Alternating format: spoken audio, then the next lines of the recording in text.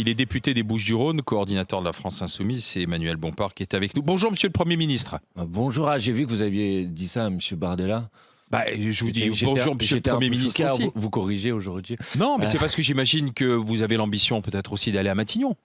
Ah non, moi j'ai surtout l'ambition de faire en sorte que, après la chute de monsieur Bayrou, qui est maintenant inéluctable, qui va avoir lieu lundi, j'ai l'ambition que ça puisse permettre un changement de politique. Mais la gauche, pour emmener la gauche à Matignon. Oui, mais enfin, vous voyez bien que s'il s'agit pour ça de devoir négocier, comme certains essayent de le faire, une forme de coalition avec les macronistes... Ce que font les socialistes ? Bah évidemment.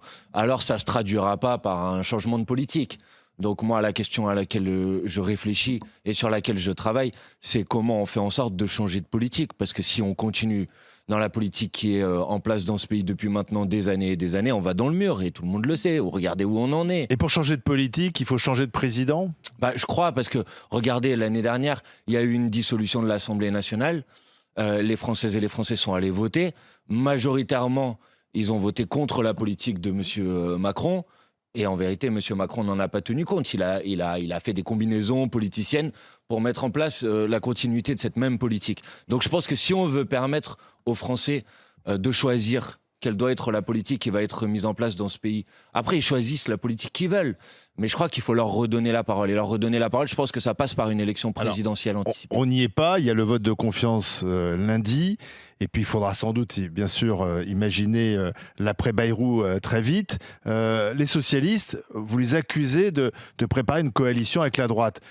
Vous êtes de mauvaise foi parce que les socialistes disent « Non, nous, si on va au pouvoir, c'est sans la droite, sans les macronistes ». On n'utilisera pas le 49.3, mais en échange, on demande à tous les groupes de composer. Donc, on essaiera de trouver des textes qui peuvent trouver des majorités. C'est ce qu'ils disent. Oui, c'est ce qu'ils disent, eux, oui.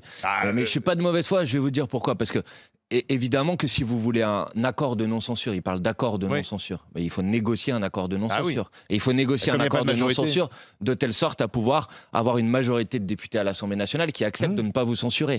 Bon. Et donc cet accord de non-censure, quand vous êtes le Parti socialiste avec moins de 70 députés à l'Assemblée nationale, vous devez le négocier avec d'autres groupes, et notamment le négocier avec les groupes macronistes. Parce qu'il donc me dites pas qu'il ne s'agit pas d'une coalition. Non. S'il y a une négociation sur un programme parce qu'il n'y a pas de majorité. Si vous étiez, vous les insoumis au pouvoir, vous feriez la même chose. Non, pas du tout. Ah bon? Non. Alors comment vous ferez alors? Je viendrai devant l'Assemblée nationale, je présenterai le programme sur lequel nous avons été élus devant les électrices et les électeurs, et après, je demanderai le vote de confiance. Comme le fait M. Bayrou. Vous l'auriez pas ? Eh ben voilà. Voilà. Donc on resterait dans une situation bloquée. Peut-être que je l'aurais pas. Peut-être que je l'aurais pas. Oui, pourquoi vous l'auriez ? Eh ben parce que peut-être qu'il y a une majorité de députés qui considéreraient que le programme que je défends et que je propose pour le pays est un programme qui permettra de sortir le pays des situations difficiles. Mais non, mais attendez. Et donc ça veut dire que ce que vous proposez, c'est la suite du blocage. Vous proposez pas ? Non.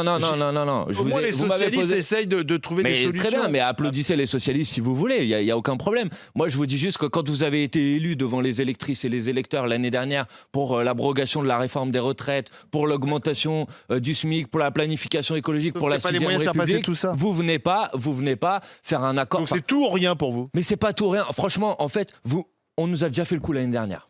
Après la chute de M. Barnier, on nous a dit « Oui, vous, c'est tout ou rien, vous allez voir, on va gagner des grandes victoires pour les Françaises et les Français. » D'ailleurs, les socialistes ont négocié un accord de non-censure avec Bayrou. Monsieur Truchot, est-ce que vous avez l'impression que depuis que M. Bayrou a été en place, la situation du pays s'est améliorée? Est-ce que vous avez l'impression que le Parti socialiste a gagné les grandes victoires que les Françaises et les Français attendaient? Est-ce que vous avez l'impression qu'en termes de pouvoir d'achat, la situation s'est améliorée? Est-ce que vous avez l'impression qu'en termes économiques, la situation s'est améliorée? Est-ce que vous avez l'impression qu'en termes de chemin vers la transition écologique, puisque c'était quand même un des axes majeurs de la campagne que nous avons menée l'année dernière, les choses se sont améliorées? Évidemment non. Donc moi, c'est pas que je veux pas débloquer la situation, c'est que je veux pas semer des illusions.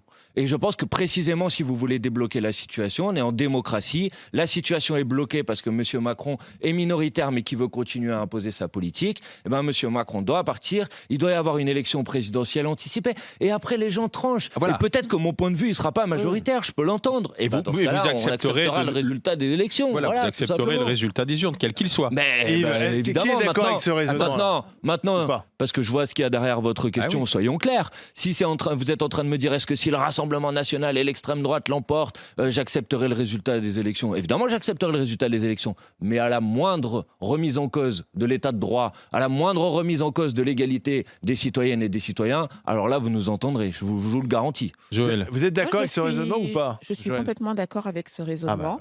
De toute façon, pour moi, en l'état actuel, il est mieux que le président parte. C'est lui le blocage. C'est ni Bayrou, c'est ni l'Assemblée nationale.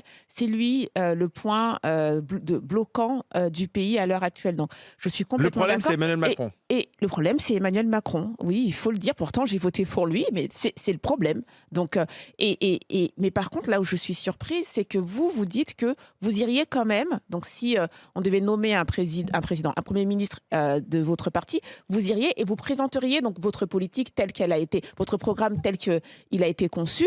Pourquoi est-ce que vous ne dites pas comme Monsieur Bardella, non, j'irai pas en l'état actuel de la composition de l'Assemblée nationale parce qu'il est impossible de pouvoir appliquer notre programme? Mais parce que je pense que quand les Françaises et les Français ont voté majoritairement, alors je sais c'est une majorité relative, mais à l'Assemblée nationale, la coalition, le bloc politique qui dispose du plus grand nombre de députés à l'Assemblée nationale, c'est le Nouveau Front Populaire. Je pense que si on vient nous dire vous avez votre chance pour essayer de mettre en place votre programme, ça me paraît légitime d'essayer. Ça me paraît légitime de venir voir l'Assemblée nationale et de leur dire, voilà, nous, le diagnostic qu'on fait de la situation du pays, c'est celui-là, et les solutions qu'on propose pour le pays, c'est cela. Et après, il y a une majorité de députés qui disent, OK, on vous laisse votre chance. C'est encore Lucie Castet, votre candidate ? Non, mais attendez. Ouais, change de zéro parce qu'elle est moyenne. Non, mais attendez. Moi, j'ai répondu à votre question sur qu'est-ce que moi je ferais. Maintenant, je pense sincèrement, et je crois que je suis assez clair sur ce sujet, que la situation, elle est bloquée. Si on reste dans une situation telle qu'elle est aujourd'hui, on est condamné à changer de gouvernement tous les 2 ou tous les 3 mois. Et moi, je pense qu'on n'a pas besoin de ça, parce qu'en fait, ça empêche le pays de se projeter, et que les gens, ça les empêche de se projeter. Peut-être qu'on va parler d'économie, y compris les acteurs économiques, ça les empêche de se projeter. Oui, le problème, c'est que vous êtes dans le déni, vous. Pardon. Ah bah vous êtes dans le déni. Expliquez, un argument peut-être, quelque chose. Oui, je continue. Je dis vous êtes dans le déni. François Bayrou fait tous les plateaux télé, radio, etc. pour dire que le problème numéro 1 que nous avons, c'est la dette publique et que nos jeunes, nos enfants seront les premiers à payer la facture. Et moi, j'entends les Insoumis, Jean-Luc Mélenchon le premier, dire la dette publique, ce n'est pas le problème pour les Français. Alors là, je me dis bon, donc si vous arrivez au pouvoir, la dette publique n'est pas un problème. Il a dit c'est pas le problème numéro 1 pour les Français. Ouais, je suis tout à fait d'accord avec lui. D'accord, c'est pas le problème numéro 1. Non mais attendez, est-ce que vous savez c'est quoi le problème numéro 1? Ah là, je pense que le problème, c'est difficile de dire le numéro 1 et le numéro 2, mais je pense que là, les gens ils galèrent, si vous voulez mon avis. C'est-à-dire que je crois que le pouvoir d'achat. Oui, mais pour les aider, si on est endetté, c'est compliqué. Attendez, on va prendre les points un par un. Si c'est de l'investissement ou de l'endettement. Exactement. C'est pas la dette en soi. La dette en soi n'est pas forcément un problème. Ça dépend pourquoi. C'est de la mauvaise dette, vous le savez. Attendez, Monsieur Truchon. 2 secondes, si vous voulez bien. Premièrement, aujourd'hui, à chaque fois que la France émet un titre de dette, il y a 3 acheteurs. Donc on n'a pas de problème pour se financer. Deuxièmement, on se finance moins cher que les États-Unis d'Amérique aujourd'hui. Troisièmement, la charge de la dette en France est inférieure à ce qui était la charge de la dette en France à la fin des années 90 c'est ça, vous êtes dans et au le début déni, des années 2000. Mais je suis pas dans le déni. La marquise. Mais je suis pas dans le déni. Est-ce que ce que je viens de dire est faux? Comment ça se termine? Est-ce que ce que je viens de dire est faux? Quand vous comparez aux États-Unis, vous comparez la première puissance du monde. Les États-Unis maîtrisent leur monnaie. Oui, c'est ça. Mais d'accord, mais on peut. Ils ont la première monnaie du monde et c'est la première puissance économique. On peut en parler si vous voulez. Mais la dette est un problème pour eux et d'ailleurs ils le savent aussi. Attendez, je vous dis, premièrement, la situation n'est pas aussi catastrophique que ce que M. Bayrou est en train de nous dire. Deuxièmement, il y a un déficit important. Personne ne le conteste. Il y a plus de 5% du PIB de déficit. Pourquoi y a-t-il un déficit important? Parce que depuis qu'Emmanuel Macron est arrivé au pouvoir, ce qui a baissé, c'est les pourcentages de recettes. Par rapport il a baissé les impôts. Par rapport à la richesse produite chaque année dans notre pays, le pourcentage de recettes de l'État a augmenté. La richesse produite a augmenté et le pourcentage de recettes a baissé. C'est pas la dépense publique qui a explosé depuis que Macron est arrivé au pouvoir, elle a même un tout petit peu baissé. Non, il a baissé les impôts. Les recettes, parce que M. Macron a baissé les impôts pour les plus riches. Non. Si essentiellement la taxe d'habitation, c'est pas les plus riches. La redevance télé, c'était tout. Il a baissé les impôts. S'il vous plaît, on va peut-être pas donner. Aucun Français demande le retour de la redevance télé, par exemple. Je parle pas de ça. C'est les impôts. L'essentiel des baisses de recettes de l'État depuis qu'Emmanuel Macron est arrivé au pouvoir, c'est les cadeaux aux ultra riches. C'est par exemple la fin de l'impôt de solidarité sur la fortune. C'est les cadeaux. L'IFI, c'est pas mal. Hein. Non, mais il y a une baisse. L'IFI, ça rapporte moins que ce que t'es l'impôt de solidarité sur la fortune. C'est des cadeaux aux très grandes entreprises. Non, c'est les impôts de production qui ont baissé. Mais c'est pour ça qu'il y a moins de chômage. C'est quoi que vous appelez des impôts de production? Les impôts de société, on en paye plus en France que partout en Europe quasiment. C'est plutôt une bonne chose pour les chefs d'entreprise. C'est de la calaverie, c'est un système social qui coûte trop cher et qu'on rembourse par des subventions. Autant baisser le système social. Ok. Les cadeaux dont on est en train de parler, ils ont profité essentiellement aux grands groupes, aux grandes multinationales. C'est pas des cadeaux. Déjà des gros bénéfices. Attendez, c'est là où on peut débattre. Depuis 10 ans, est-ce que vous savez que dans la dernière décennie, les multinationales, elles ont détruit 250 000 emplois et les petites et moyennes entreprises, elles en ont créé 200 000. Est-ce que vous savez qu'aujourd'hui, sur l'impôt sur les sociétés, les petites et les moyennes entreprises, elles payent en moyenne 7 points de plus que les multinationales et les grandes entreprises. Donc je vous dis que la politique qu'a fait Emmanuel Macron, c'est une politique qui a profité aux très grands groupes au détriment des petites et des moyennes entreprises. Elle n'a pas fait baisser le chômage. On a radié des chômeurs. Là aussi un déni. Non, mais franchement, ne dites pas que c'est un déni. On peut être très critique contre Emmanuel Macron, mais il y a des choses qu'il faut quand même reconnaître. Le chômage a baissé depuis 2010. Non. Là, les chiffres du chômage, mais c'est de la manipulation de chiffres ont baissé. Les chiffres du chômage. Demande à nos gamins qui sont sur le marché du travail si le chômage a baissé. On est dans le complotisme alors. Monsieur, les chiffres du chômage ont baissé. Et ils ont moins baissé d'ailleurs que dans la moyenne des pays de l'Union européenne, bizarrement. Donc, premièrement. Deuxièmement, tout le monde sait qu'il y a eu des radiations. Il y a eu le développement du statut d'auto-entrepreneur. Il y a eu de plus en plus de travailleurs pauvres. Donc si vous, c'est le modèle de société que vous voulez pour le pays, défendez-le. Mais moi, c'est pas le modèle de société que je veux pour le pays. La politique de l'offre, après je laisse parler madame, la politique de l'offre, c'est-à-dire cette idée que parce qu'on allait faire des cadeaux aux grands groupes et aux grandes entreprises, ça allait ruisseler sur l'économie réelle, c'est un fiasco. C'est un fiasco cette politique. Donc faut changer ça. Et deuxièmement, et je m'arrête là, et je suis sûr que ce que je vais dire, vous allez y être sensible. Quand votre politique économique est une politique de réduction de la dépense, de l'investissement public et de réduction du pouvoir d'achat des Françaises et des Français, ça produit de la récession économique et tout le milieu économique français galère. Est-ce que vous avez vu, je parle sous le contrôle d'un restaurateur, est-ce que vous avez vu cet été que les restaurateurs vous disent mais en fait les gens ils viennent plus ou ils prennent pas de dessert parce qu'ils ont plus d'argent, les gens ils vont plus chez le coiffeur. Pourquoi ? Parce que si vous avez une politique de baisse du pouvoir d'achat, à la fin ceux qui souffrent c'est les artisans, c'est les commerçants. Donc précisément il faut faire l'inverse. Le budget de cette année, il a diminué la croissance par 2. Si le budget de Bayrou vous le laissez passer, c'est encore plus de restaurateurs, d'artisans, de commerçants qui vont être sur la paille. Pour faire l'inverse, il faut avoir une politique de relance sociale et de relance écologique. Bompard reste avec nous, coordinateur de la France Insoumise, député LFI des Bouches-du-Rhône. Yves Candeborne et Mourad Boudjelal. Yves, Mourad, je laisse commencer. Tiens, je tape en douche. Puisque tu as le lieutenant de l'ingénieur du chaos à côté de toi. Il faut pas en profiter. L'ingénieur du chaos, c'est Jean-Luc Mélenchon, selon Bruno Retailleau. Le chaos que vous voulez provoquer le 10 septembre. Avec le Contou. Oui. Non, j'attendais peut-être une question. Il faut répondre à l'ingénieur du chaos. Outrances de M. Retailleau. Si je dois répondre aux outrances de M. Retailleau, je vais faire que ça dans ma vie. Pardon, mais le chaos, je crois que il est un peu sous nos yeux là. Le chaos, c'est quand même le résultat de ces dernières années de politique. Est-ce que vous cherchez le 10 septembre aussi ? Mais non, mais moi je cherche pas le chaos. Je soutiens les Françaises et les Français qui n'en peuvent plus. En fait, vous comprenez, ils sont en colère les gens. Ils ont envie que ça change, donc ils vont se mobiliser. Et évidemment que moi je souhaite qu'ils se mobilisent de manière calme, pacifique mais déterminée, évidemment. Mais par contre, on a le droit de se mobiliser. Alors je sais que M. Retailleau, lui, il rêve peut-être d'un pays dans lequel les gens ils peuvent plus manifester et ils peuvent plus faire grève. Mais pardon, on est en France ici. Et donc en France, quand on n'est pas d'accord, et en France, on a le droit, c'est dans la Constitution, de faire grève, de faire des manifestations. Voilà. Mais il me semble que M. Retailleau était dans la rue avec Sens commun. Oui, là, ça le dérangeait moins. Ça le dérangeait moins pour le mariage, pour lutter contre le mariage pour tous. Et là, ça le dérangeait pas d'être dans la rue avec Sens commun, M. Retailleau. Il allait manifester. Donc, faut pas dire n'importe quoi, en fait. Les gens, ils ont le droit de se mobiliser, ils ont le droit de manifester, ils ont le droit de demander un changement de politique. Juste, moi, en préambule, je voudrais... alors, je partage pas vos idées, bien sûr, et je voterai pas pour vous, mais d'abord, je voudrais vous remercier par rapport à ce qui s'est passé dans une partie du monde, à Gaza, dans un pays où on se rend compte on risque beaucoup plus à dire Free Palestine qu'à dire Free Génocide. Voilà, si on dit Free Palestine, normalement, il y a la police qui vient sonner chez vous. Si on dit Free Génocide, vous passez à la télé. Donc, là-dessus, je trouve que vous avez une attitude courageuse et contrairement à tout ce qui s'est dit, pas antisémite, puisque vous n'avez jamais mélangé une population, une religion, avec des dirigeants, ce qui est l'essentiel pour moi. Je vous remercie de le dire. Sur le reste, vous me faites peur. Vous me faites peur parce que moi, je suis comme Yves, je suis un entrepreneur, j'ai créé des emplois, j'ai payé beaucoup d'impôts et sincèrement, si vous prenez le pouvoir, j'ai l'impression que je vais représenter pour vous une tête de gondole dont on dit qu'on va presque un criminel parce que finalement, j'ai l'impression que dans l'état d'esprit de LFI, gagner de l'argent comme on l'a fait, travailler, créer de l'emploi, c'est presque criminalisé et qu'on devient une pompe à fric. Et donc, ça me fait peur. Ça me fait peur parce que je me dis, si vous prenez le pouvoir, je vais me faire dépouiller. Et je pense que Yves, il en est à peu près dans le même état d'esprit. Complètement. Moi, je suis un peu comme Mourad. Vous nous faites très, très peur. Et c'est vrai que vous nous faites peur aussi parce que vous avez toujours un discours très agressif. Et on a l'impression que les petites PME, parce j'étais employé pendant 20 ans avant de m'installer.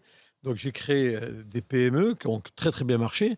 On a l'impression que c'est un peu la chasse aux sorcières des gens qui créent une richesse, qui emploient des gens, qui emploient du personnel dans des bonnes conditions. Moi, j'ai des personnes qui restaient avec moi pendant 20 ans. On n'a pas eu de conflit particulier avec eux, bien au contraire. Certes, moi, j'ai gagné très, très bien ma vie, mais j'ai gagné ma vie correctement par rapport aux 100 heures que je faisais par semaine. Et mes employés gagnaient très correctement leur vie. Donc, l'amalgame qui est fait par rapport aux gens qui essaient d'amener de la richesse à un pays, il est violent et il fait très très peur à beaucoup de gens et surtout à beaucoup de petits patrons de PME. L'amalgame entre la grosse industrie française et une petite PME, elle est dure à supporter pour nous. Oui. Alors précisément, je vous remercie de vos questions parce que peut-être que ça va me permettre de clarifier un point. C'est que, pardonnez-moi, mais j'ai l'impression que c'est vous dans votre question qui faites en quelque sorte un amalgame entre toutes les formes d'entreprise. Moi, je le disais tout à l'heure dans la première partie de la discussion, ce que je conteste, c'est une politique qui s'est faite essentiellement au service des très grandes entreprises, avec notamment des baisses de cotisations sociales pour les très grandes entreprises, des crédits d'impôt pour les très grandes entreprises, et qu'à la fin, ça ne s'est pas traduit pour ces très grandes entreprises par des créations d'emplois. Je donnais les chiffres tout à l'heure, elles ont détruit des emplois, et ça s'est traduit par de l'argent qui allait immédiatement dans le versement de dividendes. On a atteint l'année dernière un record historique de versement de dividendes. Et moi, je fais précisément la distinction entre ces très grands groupes, ces très grandes multinationales et les petites et les moyennes entreprises. Mais la politique économique, on n'a pas les mêmes armes on n'a pas les mêmes armes qu'eux pour défiscaliser. Donc c'est nous qui prendrons les coups. Exactement. Donc comment on fait pour, d'un côté, mettre à contribution, évidemment, les très grandes entreprises, parce que c'est pas normal que les très grandes entreprises, elles payent 7 points d'impôt sur les sociétés en moins que les petites et les moyennes entreprises, c'est pas normal. Donc, c'est elles qui doivent être mises davantage à contribution. Ils ont les moyens progressifs en fonction du chiffre d'affaires. Il faut qu'ils soient modulés en fonction des investissements. Vous voyez, donc, pardon, mais j'ai envie d'essayer de vous convaincre que la politique économique dont je suis en train de parler, c'est une politique économique qui va favoriser les petites et les moyennes entreprises. L'impôt serait progressif sur le chiffre d'affaires. Non, je dis que l'impôt sur les sociétés, oui, je pense qu'il doit avoir une forme de progressivité. C'est-à-dire que je pense que pour une très grande entreprise, il faut mieux rester petit. Par exemple, oui, et peut-être en le modulant aussi. Le chiffre d'affaires, c'est pas des bénéfices. Ah non, je suis d'accord avec vous, mais les très grandes entreprises, elles ont des chiffres d'affaires. Donc, si demain j'ai un restaurant et que je gagne 10 000 euros, vous me prenez combien ?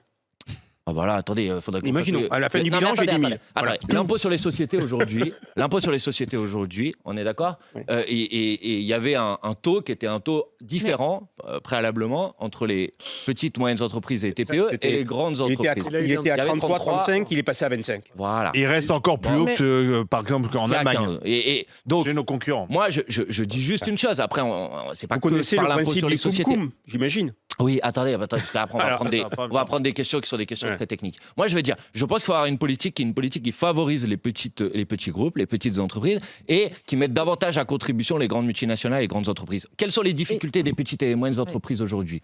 Prenons ce point-là. Quelles sont leurs difficultés ? Le coût des charges salariales. Attendez, ça c'est votre point de vue. Moi, je suis pas d'accord. Ah bah non. Et je vais vous dire c'est ce qu'ils nous disent. Le jour où vous monterez une entreprise, vous serez d'accord avec moi. Attendez, mais moi aussi, j'ai travaillé dans une entreprise. Non, vous avez travaillé, vous n'avez pas monté. Mais c'est pas vrai. J'ai participé à la création d'une start-up. Vous avez déjà fait un chèque à l'URSSAF ? Mais c'était pas moi qui l'ai fait. Voilà. Mais moi oui. Attendez, mais ne me dites pas, il n'y a pas ceux qui connaissent la réalité économique. Non, mais il y a ceux qui ont fait un chèque à l'URSSAF, ceux qui la connaissent pas. Ceux qui ont fait un chèque à l'URSSAF et ceux qui n'ont pas fait de chèque à l'URSSAF. Je veux dire que c'est pas du tout la même mentalité. S'il vous plaît. Il y a le monde réel. Je vous propose des réponses. Après, les gens ils choisissent, d'accord ? Moi, je pense, en tout cas, c'est mon expérience, que les petites et les moyennes entreprises aujourd'hui, elles galèrent dans l'accès au crédit. Donc on peut y répondre par exemple en mettant en place un pôle public bancaire qui va faciliter l'accès au crédit pour les petites et les moyennes entreprises, avec le coût de l'énergie, Donc comment on fait en sorte de rétablir des tarifs réglementés de l'électricité et pas être calé sur un marché qui se traduit par des augmentations des prix de l'électricité de 100 ou de 200%. Bon, et ensuite en remplissant les carnets de commandes, et c'est ce que je disais tout à l'heure. Ça se décrète pas, ça. Bah oui, mais précisément on fait la danse du carnet de commandes ou... Attendez, franchement, Mourad Boudja, j'essaye d'avoir une discussion sérieuse avec vous. Non, mais en remplissant les carnets de commandes, c'est pas ça. Mais pas en réduisant le pouvoir d'achat des gens, pas en réduisant les investissements publics. Prenons un exemple, tout le secteur du bâtiment. Si votre politique publique, c'est une politique d'investissement dans la rénovation énergétique des logements, si vous fixez des objectifs comme ça, à la fin, c'est tout un secteur de l'économie qui en profite. Et on fait l'inverse. Pour remplir les carnets de commandes, il faut une offre concurrentielle. Pour avoir une offre concurrentielle, il faut qu'on ait une baisse des charges de façon à ce que ça répercute sur le prix de vente.